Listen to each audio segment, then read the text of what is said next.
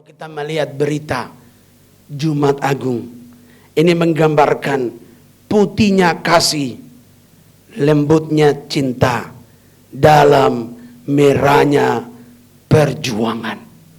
Ada rahasia Allah yang tersimpan dalam dirinya sebelum dunia diciptakan. Jadi bicara salib artinya bicara kehidupan kekal. Salib bukan sebuah doktrin manusia. Salib bukan hal-hal yang dibuat oleh manusia. Atau salib bukan hal-hal yang biasa saja. Tapi salib adalah berita di mana rahasia Allah yang terpendam begitu lama tersembunyi dalam diri Allah sebelum Allah menciptakan langit dan bumi.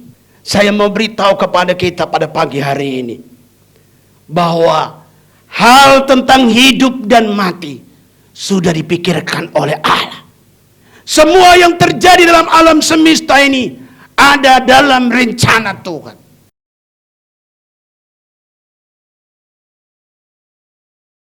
Our Father in Thank heaven, you, Lord, in the name of Jesus. help me please for today. Bless our family. Amen.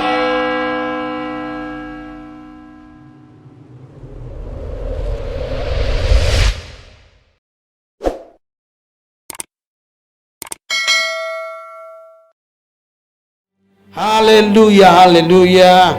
Saudara yang siap mendengarkan firman Tuhan, mari bersama katakan amin, amin. Baik, shalom. Puji Tuhan, Bapak Ibu Saudara yang dikasihi dalam Tuhan. Pagi hari ini dalam ibadah Jumat Agung di tahun 2020, hari ini saya akan sampaikan satu kebenaran firman Tuhan tentang rahasia Allah dalam kondisi kehidupan manusia yang hari-hari ini menghadapi masalah hidup. Maka hari ini saya sampaikan satu rahasia firman Tuhan tentang rahasia Allah. Untuk itu saya ajak saudara kita membuka Alkitab dalam 1 Korintus 2 ayat yang ke-7 sampai dengan ayat yang ke-8. 1 Korintus 2 ayat yang ke-7 sampai dengan ayat yang ke-8. Saya akan bacakan dan Bapak Ibu Saudara dapat memperhatikannya. 1 Korintus 2 ayat 7 dan ayat 8. Tetapi yang kami beritakan ialah hikmat Allah yang tersembunyi dan rahasia yang sebelum dunia dijadikan telah disediakan Allah bagi kemuliaan kita. Tidak ada dari penguasa dunia yang mengenalnya. Sebab kalau sekiranya mereka mengenalnya, mereka tidak menyalibkan Tuhan yang mulia. Puji Tuhan, Bapak Ibu dan Saudara yang dikasihi dalam Tuhan. Alkitab berkata, tetapi yang kami beritakan ialah hikmat Allah yang tersembunyi dan rahasia sebelum dunia dijadikan. Allah mempunyai sebuah rahasia yang tersembunyi dalam dirinya sebelum dunia diciptakan. Alkitab berkata bahwa ada rahasia Allah. Ada rahasia Allah yang tersimpan dalam dirinya sebelum dunia diciptakan. Rahasia ini yang akan kita bahas. Rahasia ini akan kita pelajari. Rahasia apa sih yang Tuhan simpan dalam hatinya? Bahkan Alkitab berkata tidak ada seorang pun yang tahu. Bahkan juga surga tidak tahu rahasia ini. Para tua-tua, imam-imam, semua tidak tahu apa rahasia ini. Alkitab berkata hanya Allah sendiri yang tahu rahasia itu. Dan rahasia itu tersembunyi dalam hati Allah berabad-abad lamanya. Dalam kitab Efesus 3 ayat yang ke-9. Saya ajak kita membuka Efesus 3 ayat yang ke-9.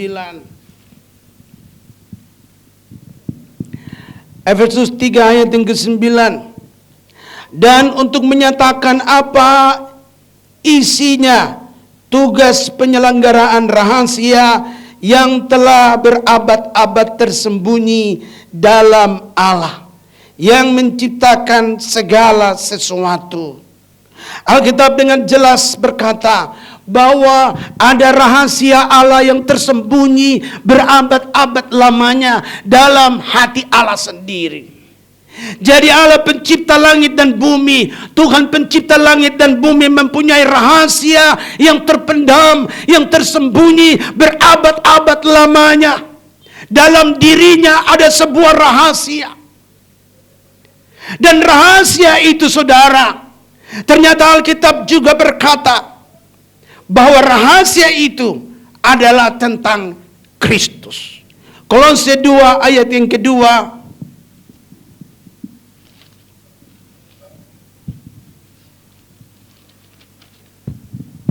Kita akan baca bersama Kolose 2 ayat yang kedua.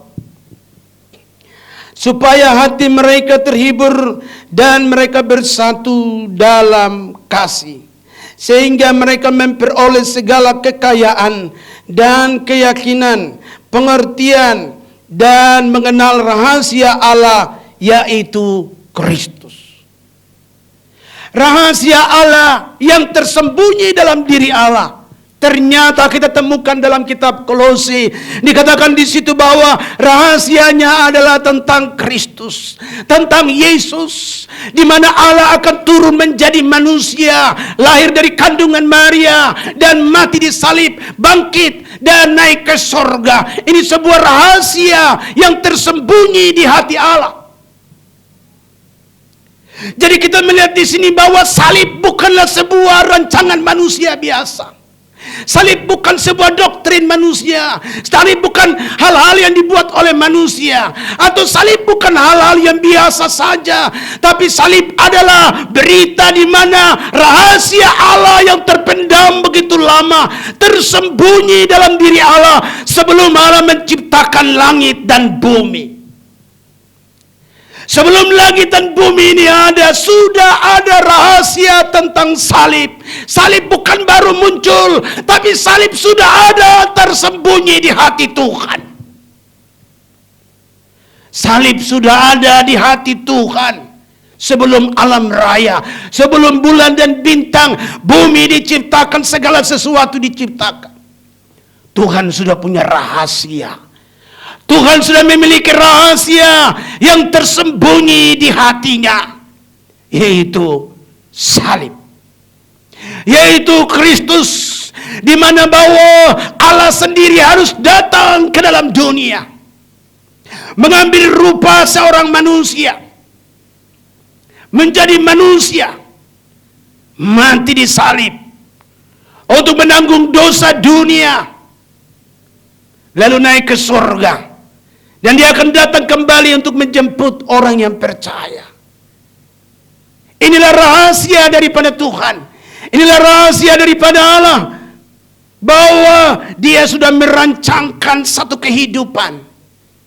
Kehidupan yang kekal selama-lamanya.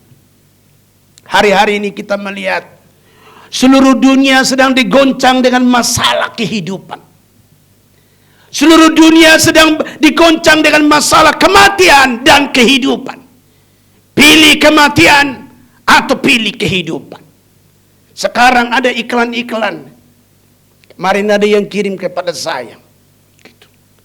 Keluar rumah, maka kematian menunggu. Tapi di dalam rumah, maka kehidupan menunggu. Artinya bahwa dunia sedang dihantui dengan namanya hidup atau mati. Dulu saya pernah mendengar sebuah lagu mengatakan, madu di tangan kanan, racun di tangan kiri. Dunia sedang diarahkan kepada rahasia dunia, kepada rahasia Allah yang kekal itu.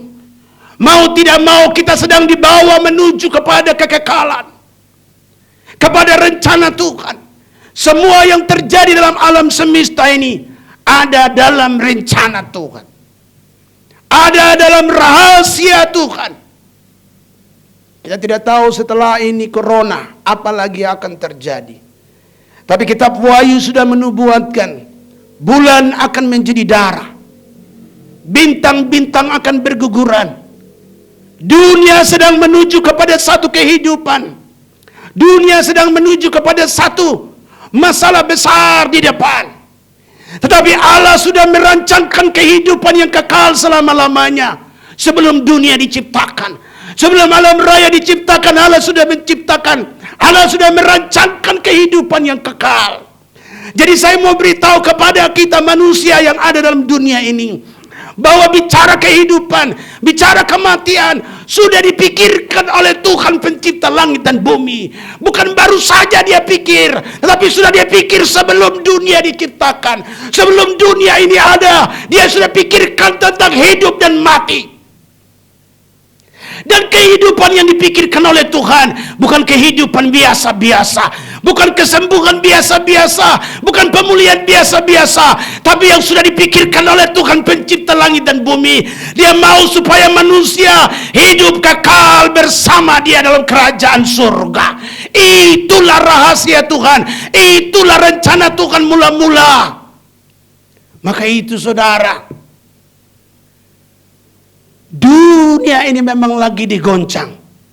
Tetapi di balik daripada kegoncangan ini ada rahasia yang tersembunyi dalam hati Tuhan. Dan rahasia inilah yang sedang digumulkan, yang dicari oleh seluruh dunia. Hidup, hidup, hidup. Semua orang ingin hidup. Berbagai cara, berbagai jalan diusahakan supaya bisa hidup di tahun-tahun ini. Bahkan tahun-tahun ke depan, semua orang lagi berjuang untuk hidup. Saya mau beritahu kepada kita pada pagi hari ini, bahwa hal tentang hidup dan mati sudah dipikirkan oleh Allah. Kita bersyukur di hari kematian Kristus di kayu salib membuktikan bahwa apa yang dia rencanakan, apa yang dia rencanakan dalam Yesus Kristus telah terbukti di kayu salib.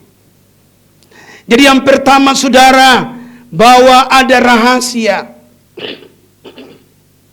hidup kekal, ada rahasia yang tersembunyi, dan rahasia itu ada di dalam Kristus Yesus Tuhan. Yang kedua, rahasia salib atau rahasia tentang nyawa. Yohanes 10 ayat yang ke-11. Mari kita baca dalam Alkitab Yohanes 10. Yohanes 10 ayat yang ke-11 dikatakan, Akulah gembala yang baik. Gembala yang baik memberikan nyawanya bagi domba-dombanya. Akulah gembala yang baik. Gembala yang baik memberikan nyawanya bagi domba-dombanya. Jadi bicara salib, bicara Yesus berarti bicara tentang salib. Di salib ada nyawa yang kekal. Kalau tadi yang pertama di salib itu ada rahasia Allah yang begitu dahsyat. Nah yang kedua saudara, salib itu berbicara tentang hidup yang kekal. Ada nyawa yang kekal di dalam salib itu. Sebab itu Alkitab berkata, Yesus berkata, gembala yang baik memberikan nyawanya bagi domba-dombanya. Di dalam darah Yesus ada nyawa. Kitab Imamat berkata, dalam Imamat 17 ayat 11 berkata, bahwa nyawa makhluk ada di dalam darahnya. Di dalam darah ada nyawa. Waktu Allah menyerahkan darahnya, di dalamnya itu ada nyawa yang kekal. Jadi bicara salib artinya bicara kehidupan kekal. Nyawa yang kekal yang punya Tuhan, yang Tuhan miliki, telah dia berikan di kayu salib kepada semua manusia, supaya semua manusia di kolong langit ini dapat diselamatkan. Itulah bicara tentang kasih Tuhan yang sempurna. Kasih Tuhan yang sempurna yang kekal abadi adalah di mana ada di dalam dirinya, di dalam dalam dirinya ada kehidupan yang kekal. Dan kehidupan yang kekal itu yaitu nyawanya sendiri. Dan nyawanya sendiri itulah yang telah dia korbankan. Dia berikan dengan mati di kayu salib. Supaya semua orang dapat diselamatkan. Supaya kita semua dapat memiliki nyawa yang kekal itu. Jadi saudara, sebenarnya salib itu bicara tentang hidup yang kekal selama-lamanya. Hidup inilah yang dikerjakan oleh Allah di kayu salib. Jadi saudara, kita boleh melihat di sini bahwa kasih Tuhan yang besar itu, kasih Tuhan yang hebat itu telah dinyatakan di dalam diri Kristus. Rahasia yang tersembunyi berabad-abad lamanya itu telah dinyatakan dalam diri Yesus Kristus, di dalam kematiannya, di mana Allah sendiri mau menyerahkan nyawanya bagi kita. Supaya kita juga dapat hidup kekal selama-lamanya. Bicara kekal hanya ada dalam pribadi Allah. Bicara hidup kekal hanya dalam pribadi Allah. Karena Allah itulah kekal adanya. Allah yang memiliki hidup yang kekal. Dan Allah yang punya hidup yang kekal. Tuhan yang memiliki hidup yang kekal. Dan Tuhan yang punya hidup yang kekal. Dan hidup kekal itulah yang dia berikan lewat mati di kayu salib. Dia harus turun menjadi manusia, mati di kayu salib. Jadi salib bukanlah rancangan manusia, tapi salib itu sendiri adalah rahasia Allah yang tersembunyi berabad-abad lamanya dalam dirinya. Dia sudah simpan rahasia itu, bahwa dia akan turun ke bumi, mati di salib, untuk memberikan hidup yang kekal kepada semua manusia. Yohanes 10 ayat 28.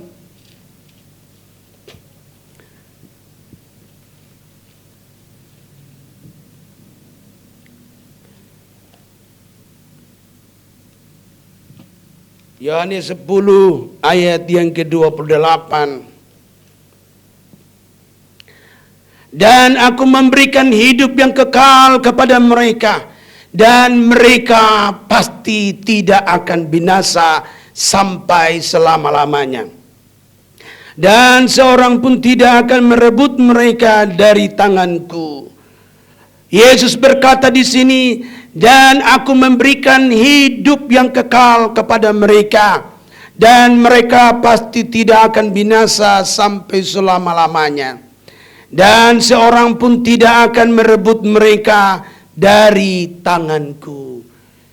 Yesus berkata bahwa dia memberikan hidup yang kekal untuk selama-lamanya.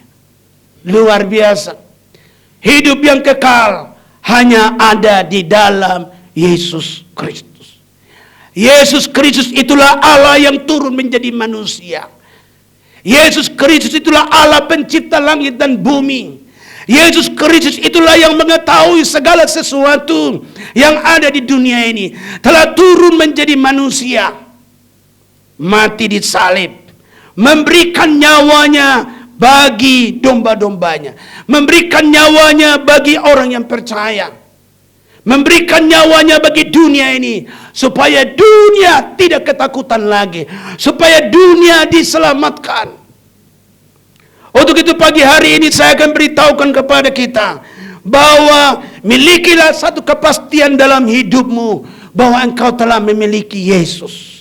Milikilah kepastian dalam hidupmu, hai manusia yang ada di dunia ini, bahwa keselamatan, hidup kekal itu ada di dalam Yesus Kristus. Di luar Yesus tidak ada hidup yang kekal. Rasul Paulus berkata, di bawah kolong langit ini hanya satu nama yang disebut dan orang dapat diselamatkan, yaitu Yesus Kristus. Di saat seseorang memanggil nama Yesus, maka dia diselamatkan. Dia akan memiliki hidup yang kekal. Inilah salah satu cara bagaimana kita lepas dari takut akan kehidupan, takut akan kematian. Masalah kehidupan, masalah kematian sedang menghantui seluruh dunia. Dunia sedang digoncang dengan begitu banyak masalah, dan ditambah lagi hari-hari ini masalah yang sedang dihadapi serius, yaitu langkah kematian kah atau langkah kehidupan. Namun kita bersyukur kepada Tuhan pencipta langit dan bumi. Dia sudah melakukan itu 2000 tahun yang lalu di Golgota.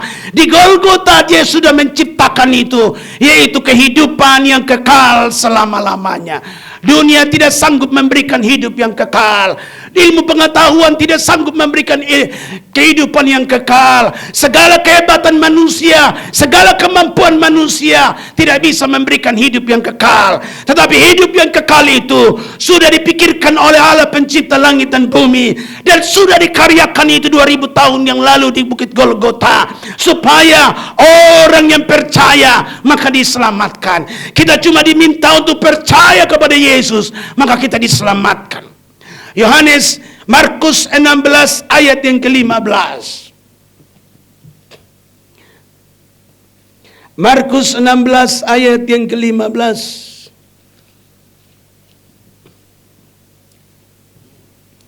Markus 16 ayat yang ke-15. Lalu ia berkata kepada mereka, pergilah ke seluruh dunia, beritakanlah Injil kepada segala makhluk. Siapa yang percaya dan dibaptis akan diselamatkan, tapi siapa yang tidak percaya akan dihukum. Siapa yang percaya dan dibaptis akan diselamatkan, tetapi siapa yang tidak percaya akan dihukum. Firman Tuhan dengan tegas dikatakan di sini, barang siapa percaya akan diselamatkan, tapi barang siapa tidak percaya akan dihukum. Keselamatan sudah diberikan 2000 tahun yang lalu, sudah dikaryakan di Bukit Golgota. Pilihan datang kepada manusia. Barang siapa percaya akan diselamatkan, tapi barang siapa tidak percaya sudah berada di bawah penghukuman. Dunia ini sedang menuju kepada penghukuman daripada Allah. Karena dunia ini ada dalam dosa, dunia ini sudah berdosa, maka dunia sedang digoncang menuju kepada penghakiman terakhir. Sampai Alkitab sampai berkata, bulan pun akan menjadi darah, bintang-bintang akan berguguran. Lalu di manakah tempat manusia berlari? Dunia digoncang sampai langit pun digoncang. Di manakah tempat manusia berlari? Ternyata masalah ini sudah dipikirkan dan sudah dikaryakan, sudah diselesaikan di kayu salib. Yesus cuma minta kita percaya kepada Dia dan kita diselamatkan. Kita diselamatkan dari penghukuman di akhir zaman. Kita diselamatkan dari hukuman yang akan datang menimpa dunia ini. Hanya bisa diselamatkan, dunia bisa diselamatkan, orang manusia di dunia bisa diselamatkan kalau dia lari kepada Yesus. Kalau dia datang kepada Yesus Kristus, maka dia akan diselamatkan. Yesus sudah melakukan itu di kayu salib untuk kita manusia. Saya punya satu tulisan yang pagi hari ini ada saya. Tulisan itu tentang putihnya kasih, lembutnya cinta dalam merahnya perjuangan. Luar biasa. Kalau kita melihat berita Jumat Agung, ini menggambarkan putihnya kasih, lembutnya cinta dalam merahnya perjuangan. Inilah rahasia Kristus yang berabad-abad lamanya. Dia ingin supaya manusia diselamatkan. Dia ingin supaya dunia diselamatkan. Dia rela mati di salib. Kematian Yesus di kayu salib adalah pemberian yang sangat mahal. Alkitab berkata, kita dibeli dengan darah yang mahal. Darah yang mahal, kenapa darah yang mahal? Semahal apa sih? Semahal nyawa Allah sendiri. Allah telah memberikan yang terbaik bagi dunia. Allah telah melakukan itu. Dia telah memberi yang terbaik bagi dunia ini. Tidak ada lagi berkat spesial dalam hati Allah. Tidak ada lagi berkat spesial yang lebih berharga dalam kehidupan Tuhan. Yang paling berharga dalam dirinya, yaitu hidupnya sendiri. Dia telah memberikan yang paling berharga dalam hidupnya, dalam dirinya, yaitu hidupnya sendiri. Maka dia berkata, aku memberikan nyawaku bagi domba-dombaku. Itu sesuatu yang terlalu mulia, sesuatu yang terlalu mahal. Kadang saya berpikir, kenapa Tuhan tidak kasih satu bintang buat manusia? Atau kasihlah yang dia ciptakan, alam raya ini dia ciptakan kasih buat manusia. Tetapi tidak. Allah tidak memberikan harta. Allah tidak memberikan segala kekayaan dunia ini. Itu hanya sementara saja. Tetapi Allah memberikan kepada kita kehidupan yang kekal dalam dirinya, supaya kita hidup bersama Dia. Itulah rencana Tuhan, di mana Dia mau supaya manusia yang Dia ciptakan dengan tangannya sendiri dari tanah liat itu, sekali waktu bisa hidup bersama Dia dalam kerajaan surga selama-lamanya. Dia tidak mau manusia hidup dalam dunia saja. Dia tidak mau manusia hidup dalam Taman Eden saja. Tapi Dia mau supaya manusia itu hidup kekal bersama Dia dalam kerajaan surga selama-lamanya. Itulah karya rencana yang sudah Dia lakukan di Golgota 2000 tahun yang lalu. Untuk itu saya ajak semua saudara, mari buka hatimu, terimalah keselamatan itu, terimalah hidup kekal selama-lamanya yang sudah dikaryakan 2000 tahun yang lalu. Terima itu supaya hidupmu didamaikan dengan Tuhan, supaya hidupmu dipulihkan oleh Tuhan untuk menerima hidup yang kekal selama-lamanya. Karya penebusan sudah terjadi 2000 tahun yang lalu. Pilihan hidup kekal sudah dilakukan 2000 tahun yang lalu di kayu salib. Sekarang pilihan terjadi. Sekarang pilihan buat manusia. Di saat manusia memilih, di saat saudara memilih keselamatan, maka hidup kekal menjadi bagian dalam hidupmu. Saya kira ini sedikit renungan firman Tuhan. Alkitab berkata, barang siapa yang percaya akan diselamatkan. Tapi barang siapa yang menolak, maka akan dihukum. Kasih yang besar telah Tuhan curahkan bagi kita. Mari buka hatimu dan terimalah Yesus untuk diselamatkan. Haleluya. Mari kita siap untuk masuk dalam perjamuan kudus.